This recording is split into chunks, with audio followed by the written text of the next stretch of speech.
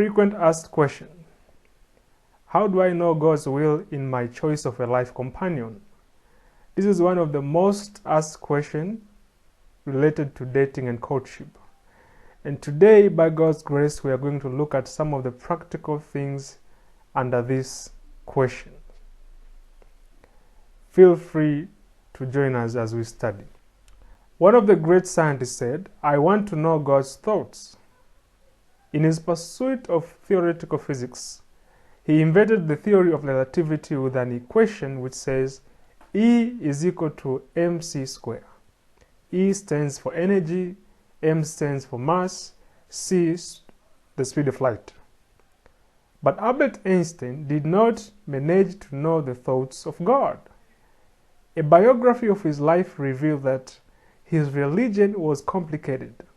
Some researchers even go further to say he was Gnostic.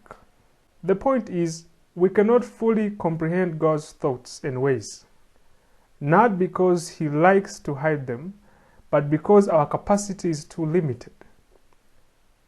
We know his thoughts toward us are always good. We know the Bible is the revealed will of God, according to Isaiah 58 verse 55 verse 8 and 9, and Jeremiah 29 verse 11. The most complicated thing, though, is to date just by instincts. So let's look inside the revealed will of God, the Bible, to know what is revealed about choosing a life companion. I believe this will answer the question we raised. Some of the answers will be in form of questions that will help us to clear the fog of infatuation so that we may see clearly what God wants in our premarital relationship. The first criteria to observe is haste. According to Proverbs 19 verse 2 and 29 verse 20, we understand that being hasty is always a catastrophe. I want you to look at this quote by Leo Tolstoy. It says, "The two most powerful warriors are patience and time." The two most powerful warriors are patience and time. In 2017, I met an evangelist from Rwanda at Mwenge SDA Church. His name was Kwizera. He told me, "John, don't run faster than your angel can fly." Through cohabitation and premarital sex, most people have run faster than their angel can fly. Ask yourself this question: am I rushing? Am I making hasty, immature decisions? Then, when it comes to faith, we know from the scripture in 2 Corinthians 6 verse 14 and Amos 3 verse 3 that we are not to be equally yoked with unbelievers, that two cannot work together unless they agree. Some of the questions that will unpack this and make you reflect on your current relationship is: do we hold similar values, beliefs, and standards? Have I blunted my conscience against our difference in faith? Do I believe that my love for him or her has power to convert my partner? By the way, what can bring conversion? Human love or divine love? Judge for yourself. Industry and work ethics. According to Proverbs chapter 12, chapter 22, and chapter 31, we know that industrious and work ethics is very important for a godly man or a woman. Some of the questions to reflect here is: does he or she enjoy labor? Does he or she have something to earn a living? Is my partner responsible and diligent, or idle and lazy? Seeking counsel. Proverbs 11 verse 14. Sometimes we can be so blindfolded by infatuation and our emotions to the point we cannot see clearly through our assumptions. We mostly need other people who are not emotionally involved to be able to see clearly. Some of the questions to reflect on this point is my love reasonable or blind and deaf? Do I agree that sometimes my love for my partner can blindfold my perception? How can I let other God-fearing people who are not emotionally involved to give me counsels? How do I make a decision for myself? True love. 1 Corinthians 13, verse 4 to 8. In this passage, there are more than 10 principles of true love. According to different versions, you read, some versions have 16 principles of love, according to this passage. Others may have less, according to the version you prefer. But these are the very principle that tells of a true love. So, ask yourself this question.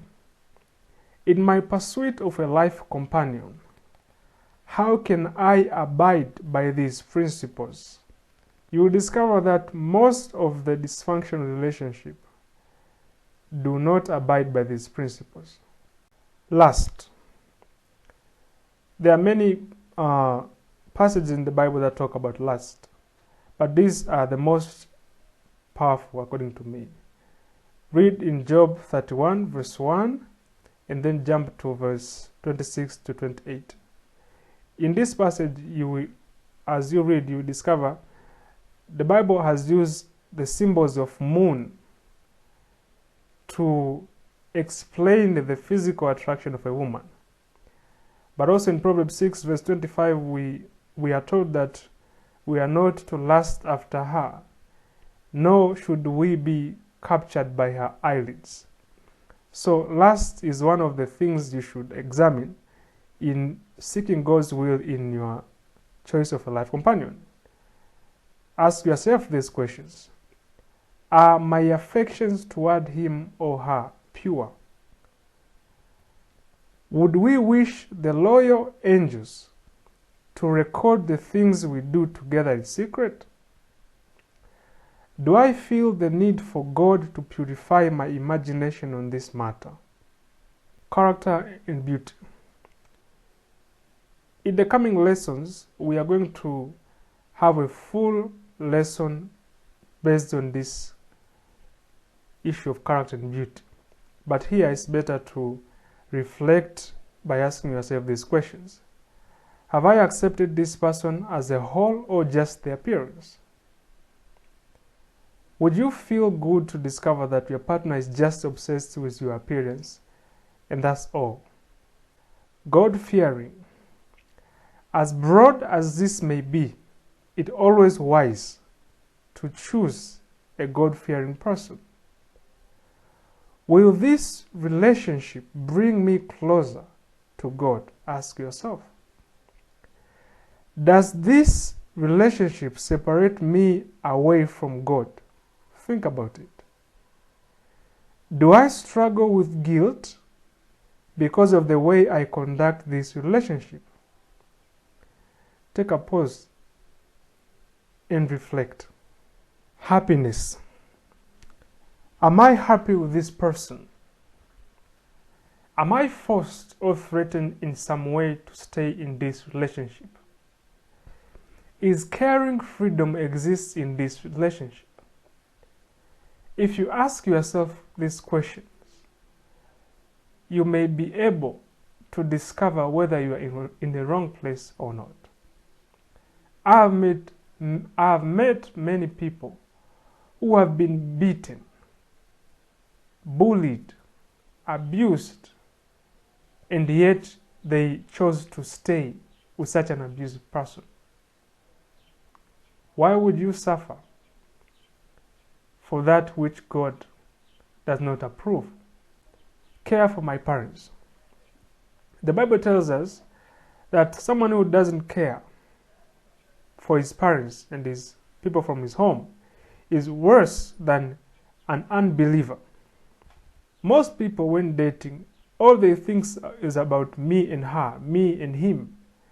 They don't reason beyond the limits of her or him.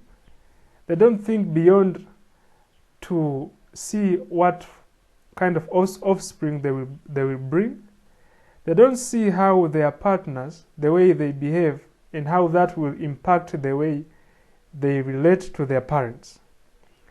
But this is very, very important, because you and her, both of you belong not only to God, but also to your parents. You are to contribute much in their happiness. You are to take care of them, respect them. But what if the kind of relationship you are in is likely to ruin that respect, that care, which is so necessary for you to give to your parents? So reflect upon these questions. Am I likely to ignore care for my parents? Would my parents lose the care they usually receive from me? Prayer. 1 Thessalonians 5 verse 17. Pray without ceasing. Our minds are biased. Our perceptions are not always right. Even our conscience can mislead us. We need an omniscient God to be able to see clearly. And the only way is through prayer. So reflect. Do I realize my helplessness in this matter? Guys, you have to pray. You cannot learn to pray by reading a book about prayer, though that may give you knowledge about it. You cannot learn to pray by listening someone narrating how he or she prays. You cannot learn to pray by just making poetry about prayer. We learn to pray by experiencing the actual act of kneeling down and pray to God. Allow yourself to be vulnerable before God. Pour your heart like water. Common sense does not make sense in these matters. We need God, so we must pray. We need God in every step. We need to lose trust in self. We are to pray and call upon His name in every step we go.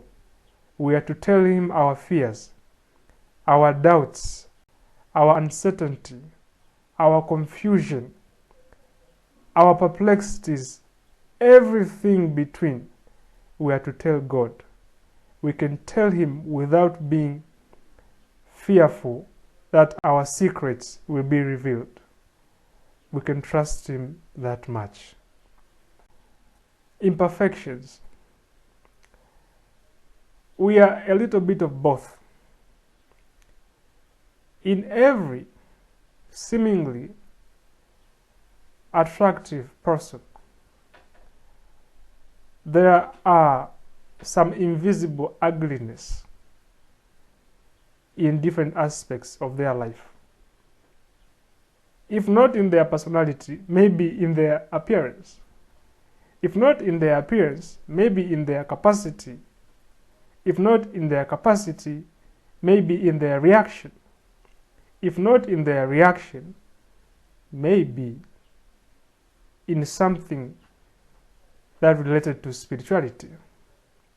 Every human being you see among the 7 billion people in this earth today have something that will irritate you, something you will not like. If you have not yet discovered it, don't be afraid. One day you will discover that there is something that you will not like about this person. So Don't expect someone who is fully and wholly pure, but always embrace the imperfection that you can tolerate. Ask yourself, am I perfect? Is he or she perfect? Absolutely no. The choice of a life companion entails the choice of imperfections. Are our imperfections compatible?